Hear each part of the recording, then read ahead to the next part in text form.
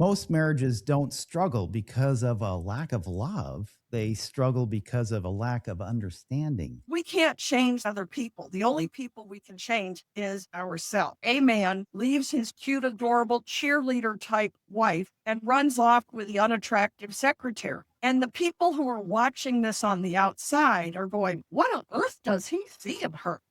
Welcome to Marriage IQ, the podcast helping you become an intelligent spouse. I'm Heidi Hastings. And I'm Scott Hastings. Have you ever thought, why does my spouse act like that? Like, you love them, but you genuinely don't understand them. Has that ever happened to you, my love? Yeah. I think that just about anyone thinks I would be a weird person to live with. Oh, stop. You're amazing. Most marriages don't struggle because of a lack of love. They struggle because of a lack of understanding. We end up mislabeling personality differences as selfishness, laziness, or emotional distance, when in reality, we're just wired completely differently. After 20 or 30 years of marriage, those differences can either become a source of deep frustration or one of your greatest strengths. Today, we're joined by Marita Littauer-Tedder, a personality expert with over 50 years of experience helping people understand themselves and others like their spouses more deeply. So if you've ever felt misunderstood or like you just can't quite figure your spouse out, this episode is going to give you the language and the clarity and a completely new lens for your marriage. So welcome to Marriage IQ, Marita. Marita has taken a personality framework developed by her parents and has expanded upon that and is offering powerful insights into how you can identify personality differences, often just by looking at someone. Marita, I'm so fascinated about your parents and their framework and how you got into that. My mother began speaking on this topic. She ultimately wrote a book on it called Personality Plus. And this book has sold multiple millions of copies and is translated into more than 25 different languages. So her book is a real classic.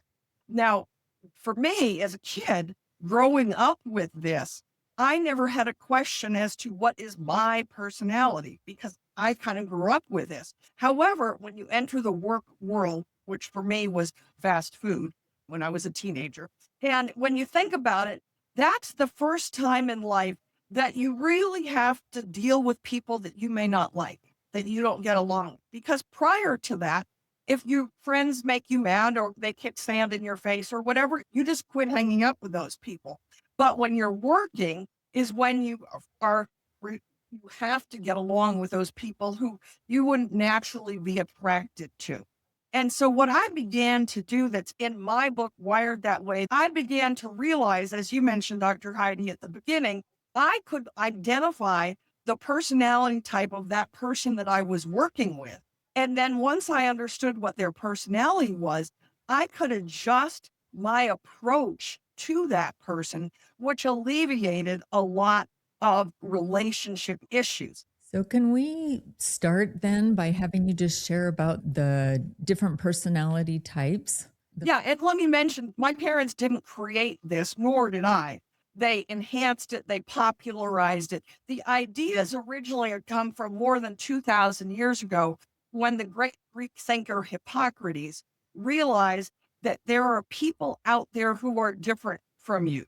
And when I speak on this subject, I always start by raising my hand and asking the audience, how many of you have noticed there are people out there who are different from you? And they all raise their hands. And then I ask, how many of you live with, work with, or used to live with that person who's different from you? And they all like, oh, yeah, yeah.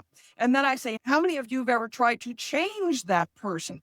They all raise their hand. And then I ask, how often has it worked?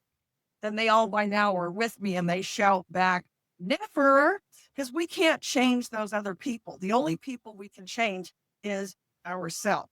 And so Hippocrates back these many years ago observed that people were different. And with the limited medical and scientific knowledge that was available at the time, he concluded that what made people different was that they had different fluids in their body. And so when I share this with you, the 4 basic personality types, you're going to hear some words that are kind of funny sounding. And in fact, some people might think, gosh, that sounds Greek to me. Well, it is Greek. It's the original terms that Hippocrates created. And anyone who has a knowledge of that will recognize that these terms relate to fluids. However, because for most people, that is Greek, I've added to it, which is one of the things I added that is not in my mother's book, Personality Plus, but I've added to the Greek word a modern day adjective. And I've also added a color. And so I tell people it doesn't matter whether you use the Greek word, the modern day word, or the color, but what matters is the relationships. So with that, 4 basic personality types, I like to start with the popular sanguine, which I represent with the color yellow.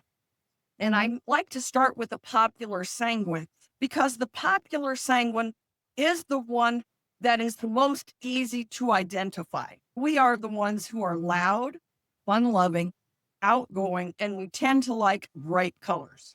So that makes that person the most obvious to identify.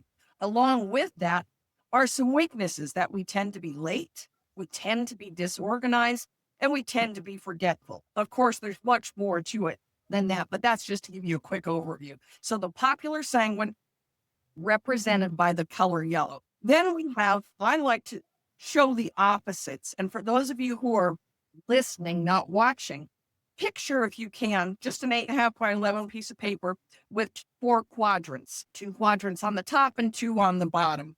And if you're picturing this, put that popular sanguine on the top left square. And then the bottom right square is going to be the perfect melancholy. And this placement is important to help understand because I want you to realize that the perfect melancholy personality is the opposite of the popular sanguine. So where the popular sanguine is loud and outgoing and fun loving, the perfect melancholy personality represented by the color blue is quiet and they're introspective and thoughtful. While the popular sanguine is an extrovert and they tend to be kind of a little hot, which is why they're on the top. The perfect melancholy is an introvert and they are, as I said, the thoughtful, conscientious, organized, perfectionist kind of person. But along with that, they tend to be moody and they tend to have a low tolerance for other people. And so that's just give you an idea of those 2. Then the third most obvious to identify is the red, which is the powerful choleric personality. And that's the natural boss of life. They are the strong, driven, goal-oriented kind of person. However, with that, they tend to have a lack of patience, they tend to be bossy, and they tend to get angry quickly. Then the last one is the peaceful phlegmatic, represented by the color green. And the peaceful phlegmatic, they're the watcher of life. They're the ones that if you ask them, do you want coffee or tea? They'll say, I don't care. It doesn't matter, whichever's easiest. And they truly mean that. They truly mean whatever is easiest. But while they're really an easy to get along with person, they have a lack of enthusiasm and they tend to use sarcasm a lot. And so they can be very draining for others in that way. So that's a real quick overview of the 4 basic personality types. So, Marita, why do we tend to marry someone who is opposite? I personally believe that it's the way God designed us. If I'm strong here and weak here and strong here, so forth, and my spouse is the opposite, then as we come together, we bring a full complement of skills and abilities to the table. And so if we were the same personality, we'd have kind of gaps, we'd have holes in our relationship and the tasks of life. Occasionally, I do find someone who is married to someone who's almost the same personality. And I encourage them to hire someone to take care of where their weaknesses are because they don't have that in their union. That's interesting. Personally, I teach this with more of an emphasis of understanding others rather than understanding yourself. Now, of course, as you read it, can't help but identify your own personality. And the book has the personality profile at the end of the book as well. If you're in a tough relationship with someone, and you all specialize in marriage, and so I'm sure you've had this, where you have one spouse who's really willing to do anything to make the marriage work, and the other spouse is totally unwilling to do anything or change, and may say, as my husband has said to me, it took me 60 years to get like this, and I'm not likely to change today. So you have one spouse usually who's more willing and one who's less willing. I have found if even only one spouse understands these concepts and the other one really has no interest at all, but assuming they're a decent human being, they're going to start to notice some changes and they're going to start to respond to that in a positive way. So one of the things that's really different on our program to some of the others that I think is the key, and I want to make sure as we talk about marriage today that we get to that, and that is how to meet the emotional needs of others. Because most of us were brought up on what was called the golden rule. Do unto others as you would have them do unto you. And that's great if you're talking about children playing in the sandbox. But when you take it into relationships, which we all just inherently do, once you realize that people are different, as we've talked about, then what I want is not going to be the same thing my husband needs. And so once I understand who he is, I understand his strengths and weaknesses so I can adjust my expectations of him accordingly. And then I begin to meet his emotional needs. That's where you can see real changes in relationships. But Marita, I have a question. Doesn't that sound like you are codependent or you're enmeshed or some kind of pathological relationship psychology? Like, I don't think so. I think it's trying to make your relationship work and staying married. I really don't know how people stay married without an understanding of the personalities. Well, I say that because ultimately I agree with you. I think that though it's important for those who might think, wow, I'm just giving in to my spouse. Ideally, especially if they start to see you changing and your response to them changing, they're going to be interested in this. Then hopefully, again, assuming they're a decent human being, there are those that are not. There are just jerks in the world. There are those people who, no matter what you do to get along with them, they don't want to be gotten along with.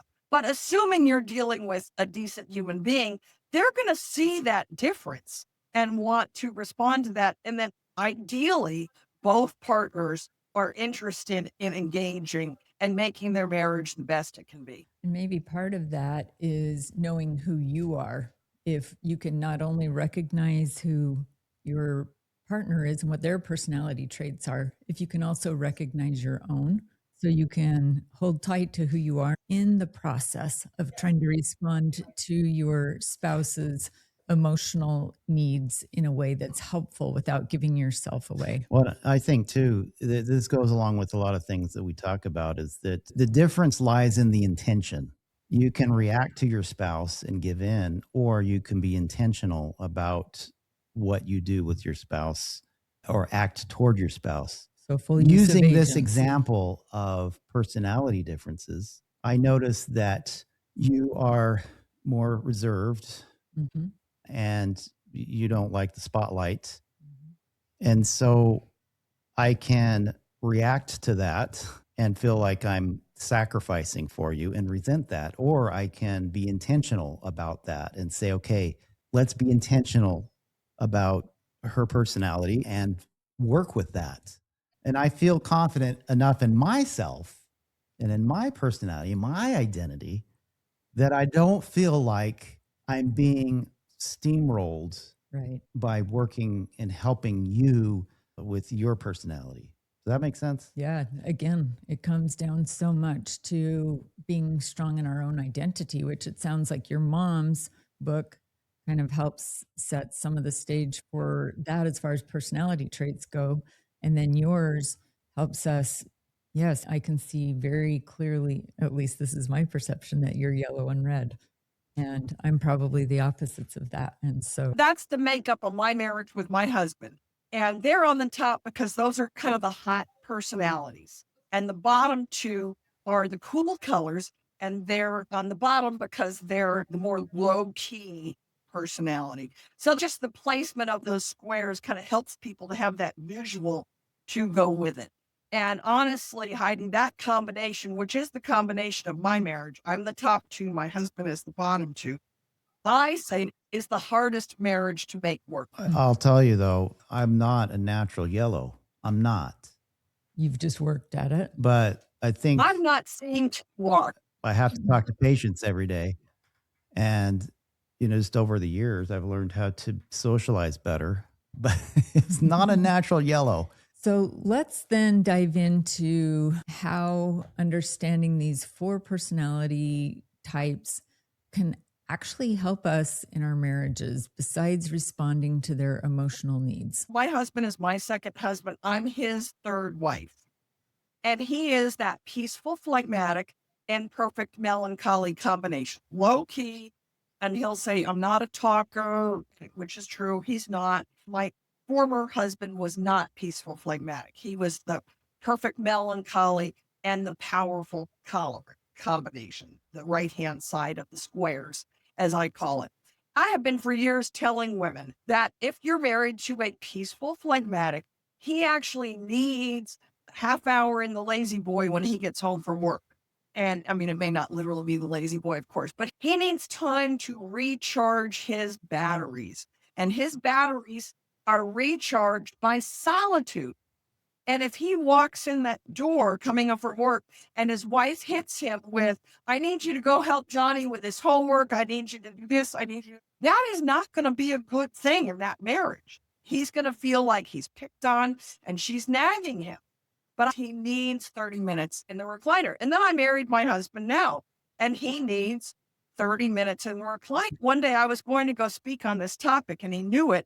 And we were talking about personalities, and he said to me, you are the first wife who has understood me. That's relationship gold. That's what this is about. And I have learned that it's his job in our relationship. He mows the lawn and does all that kind of stuff. And I don't have to nag him to do it. He gets it done. He chooses, which I don't understand, but he chooses to do it later in the day when the heat is higher. And he could have gotten up early and done it when the heat is cool, but he likes to sleep. And so, oh, well, he can do it late in the day when it's hot and he gets it done. He doesn't necessarily do it at the time I think he should do it. But if I have a little party with my girlfriends coming over, he always goes out and mows the lawn. I never have to ask him. I never have to bring it up. And he's a good guy. His timetable in life is a little different from mine. And I understand that about him. And so I can give him that space to be himself without nagging him and trying to get him to get up early and get things done. So, yeah, that's a great example, a real world example of working with those different personality types and just making a plan. Because I know we talk too about just being intentional with each other. We definitely talk about identity, which personality is a big part of that. Mhm. And just learning about ourselves and also knowing too that I'm not the same person that I was 30 years ago when I married you. I am very different now. Well, and that's the goal. This is not to be an excuse. Understanding your personality is only the starting place. And you don't want to use it as an excuse to say, oh, I'm phlegmatic. And so I don't like to go out a lot. I don't want to go to a lot of parties. Or for me to say, well, I'm sanguine. So, I'm just late. Get over it. You don't want to use your personality as an excuse for bad behavior. Well, yes, you are wired a certain way. As humans, we're intelligent human beings, and we can overcome that. We can learn things that are not natural to us. But when we are tired or sick or angry, that learned behavior tends to go away and we tend to revert back to really how we're hardwired. You want to grow and mature.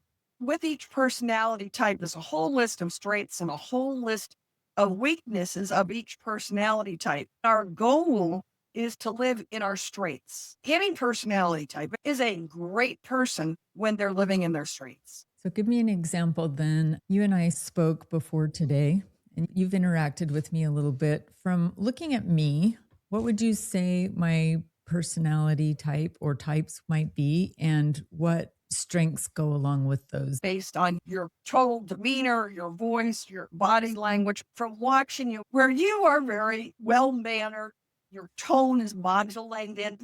And so I would see that perfect melancholy in you. The perfect melancholy is someone who's very caring and conscientious of others. They feel for the underdog and they're compassionate in that way. And so that makes that person a really great counselor because they're good listeners. Whereas someone like myself in the raw, and I like to call it refined or raw, in the raw popular sanguine, just because I'm quiet doesn't mean I'm actually listening. And that may mean I'm just thinking about what I'm going to come up with to say next. That relates a So little bit. bluntly, it's Well, so blunt. it's just kind of how it goes. So there are very definite strengths and weaknesses of each one. And it's not that everybody has check, check, check, check, every one, because we are unique individuals. But when you can take these generalities, and they are generally true, and learn them and work with them, you can understand others, but also grow yourself.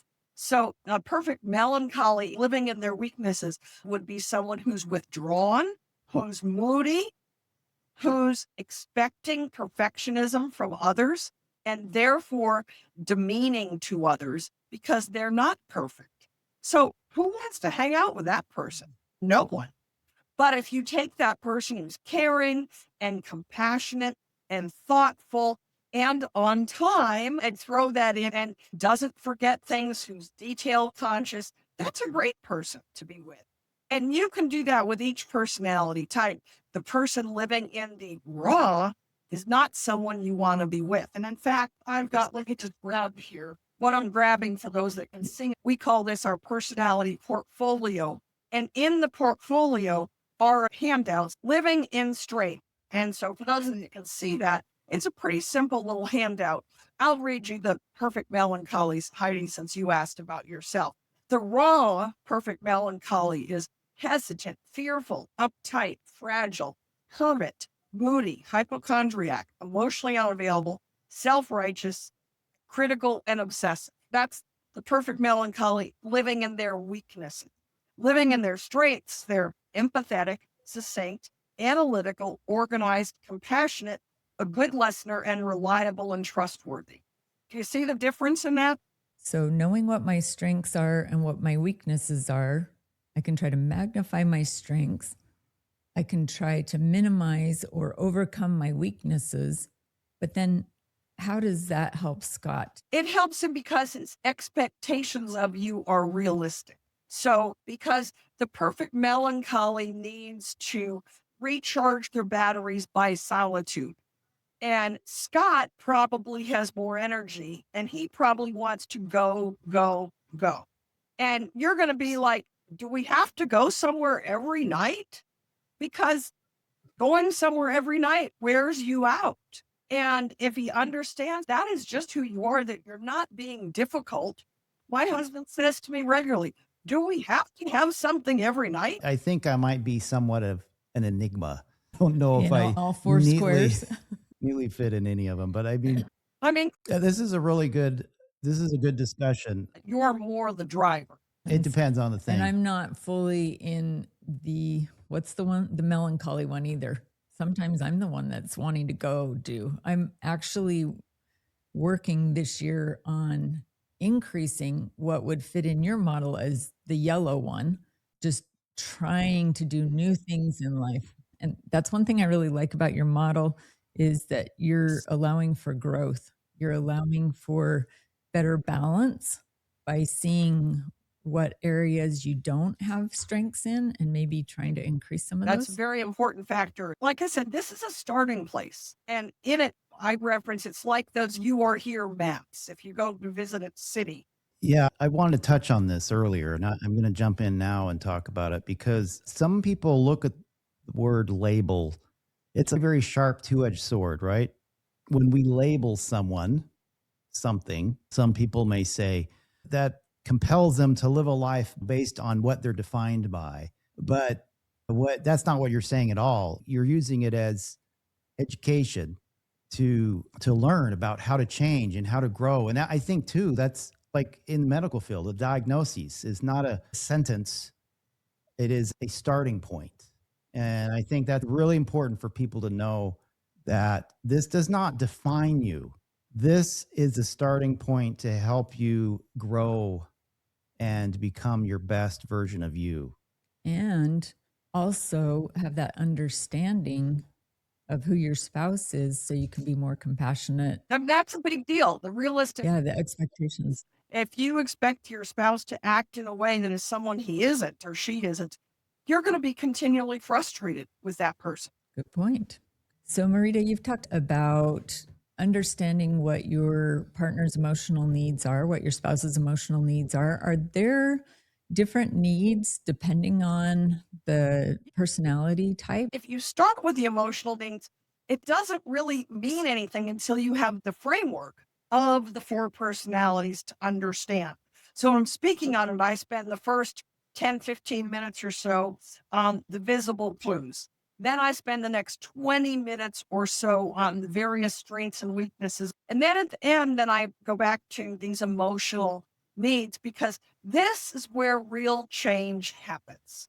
Now that you understand what your spouse's personality type is, and you adjust your expectations of them based on their strengths and weaknesses, the real difference comes in when you start to give them what they need, which is what I call their emotional needs. And I have a little worksheet for that, or a handout in the personality portfolio. And I might just mention that this is available on our website, and it's great for people who are not book readers. So we have information available in a real quick review format. And so the emotional needs of the popular sanguine are attention and approval. And we need people to notice us. That's part of why we tend to dress in bright colors and loud things, why we tend to be out there kind of people. Now, if you think about this for a moment, the popular sanguine is almost always married to a perfect melancholy. And a popular sanguine needs approval. We need to be loved, touched, kissed, patted, told we're wonderful. We're usually married to someone who's a perfect melancholy. And if you think about the perfect melancholy married to the sanguine, when is that perfect melancholy ever going to tell that sanguine that they're wonderful? They're not, because they're going to tell that person they're wonderful when they're perfect. And they're not ever going to get perfect.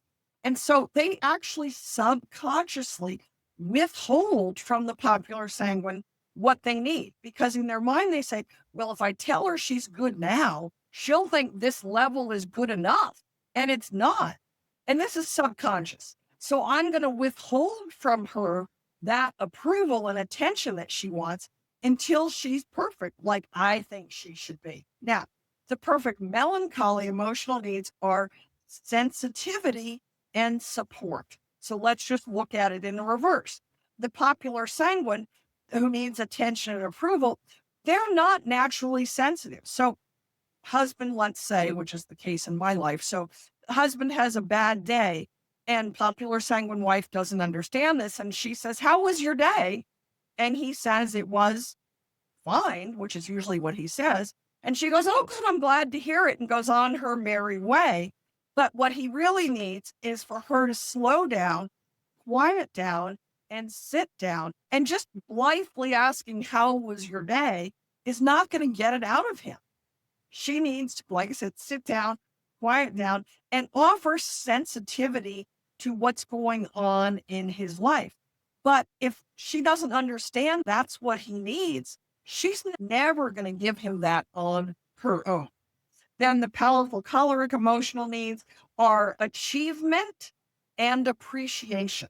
And which color is that? That's the red. The powerful choleric needs achievement. This is the kind of person, they do not do well when they're sick. Choleric, if they get a long-term illness, they're going to get very depressed because they can't have that achievement that they are used to. And they also need appreciation for work.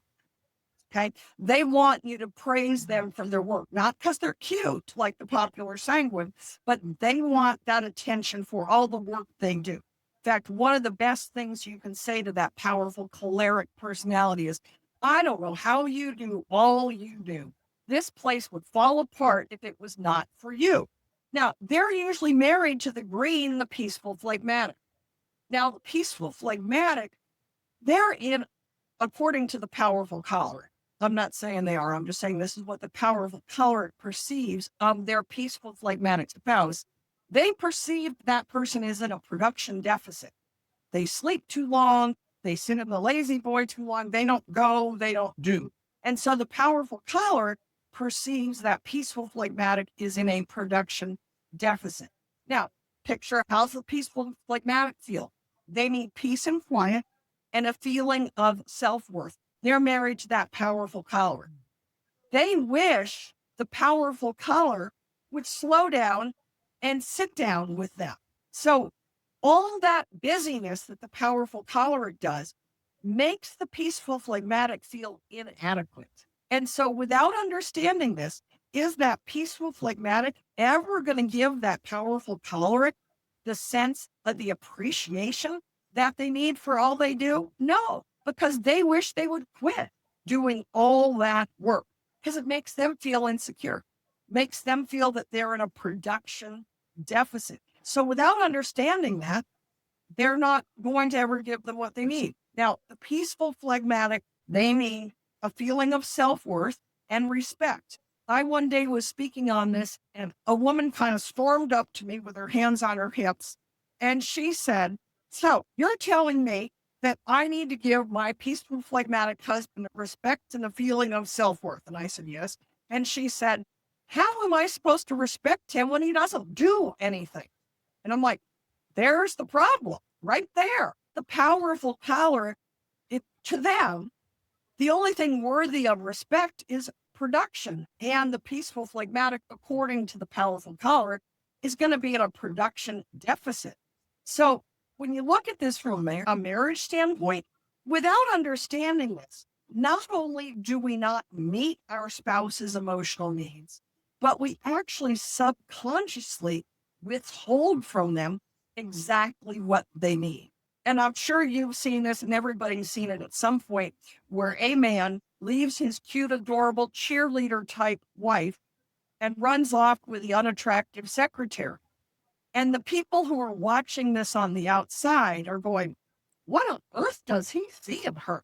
But the reality is that the sanguine, cute, bubbly wife long ago quit trying to understand her perfect melancholy husband because he's boring and he's depressed and he's negative.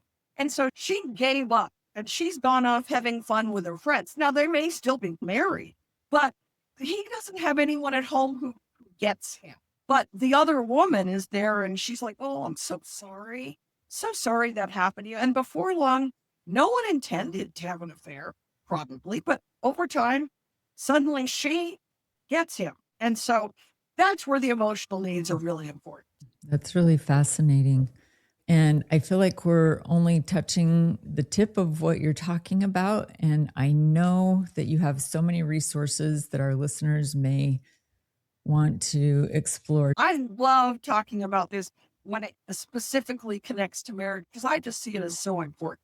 My website is thepersonalities.com. Simply the word THE, the personalities, plural.com. And there you can find the books, the personality profile, both the paper copy and the electronic copy. And on that website also are a lot of free resources, the podcast that I've been doing on this topic, and of course, Amazon.com. If people just want to buy one book, honestly, it's easier for me if they just go to Amazon.com.